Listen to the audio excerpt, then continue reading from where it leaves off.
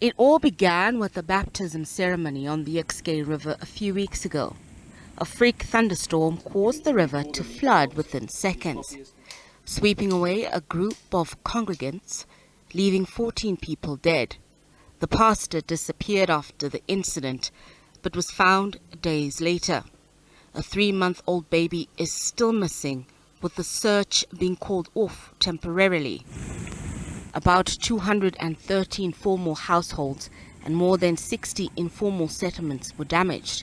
Otto Pistorius has been without power for 11 days following the storms. It's been a nightmare trying to get city power to restore his power.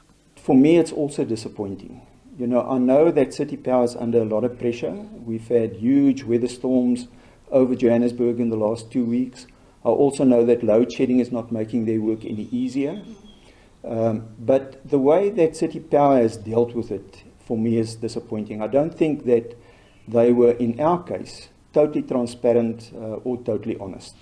Days of heavy rains and flooding left homes destroyed and many displaced, and extensive damage to the city's infrastructure, including roads, bridges, and electricity substations. We're sitting with a figure of 300 million. That figure has gone up to 421 million rand in damage to state infrastructure.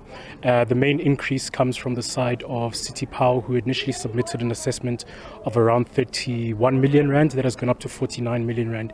Equally, the Department of Human Settlements has issued a revised number.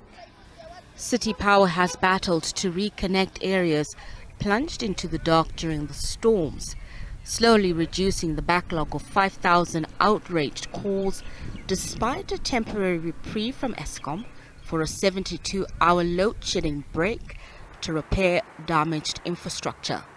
Persistent rains thwarted this attempt.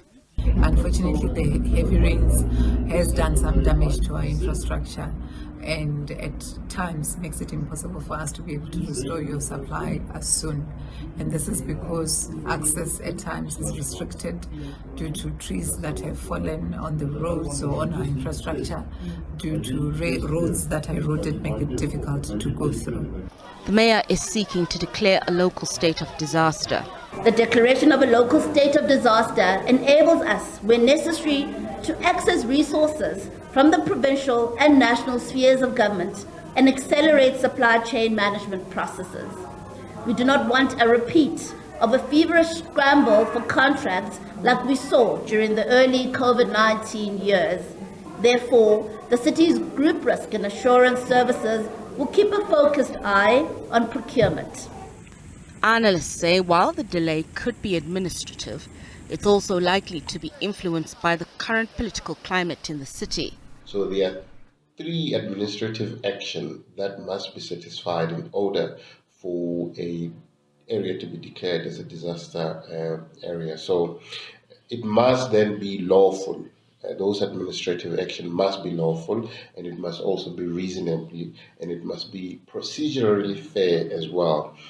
Wet and rainy conditions are predicted over the next few weeks. Nozintombi Mia, SABC News.